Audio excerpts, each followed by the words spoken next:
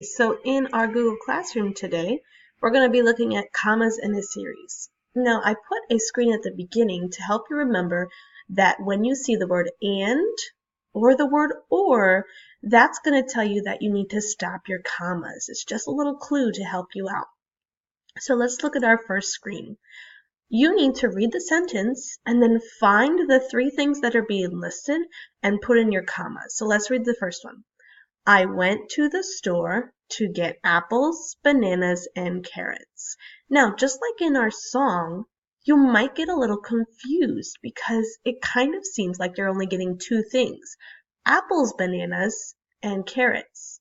This is where my comma is going to come in. I'm listing, like I'm putting on a sheet of paper, I'm listing the things that I need in the store. So I have apples, bananas, and carrots. I'm going to take my comma down here and I'm going to pull it to behind or after the things that I'm listing. So apples, comma, bananas, comma, and then just like I remember in the first screen, I see that word and is going to tell me I'm done putting commas.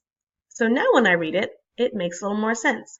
I went to the store to get apples, bananas, and carrots.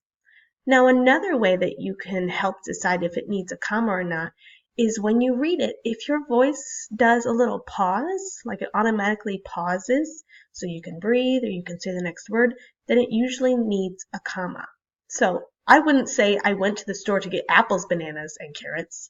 I would say I went to the store to get apples, bananas, and carrots. Let's do one more together. She wanted cookies, cakes, and pretzels for her party. Now, if I was reading this in a book, I would pause after those because I'm listing things. She wanted cookies, cake, and pretzels for her party. So I'm going to separate those things. She wanted cookies, cake, and then I see my word and, which remember, and means to stop, and pretzels for her party. So she wants three things, cookies, cake, and pretzels. When you finish all 20 of those sentences, make sure you turn it in to your teacher.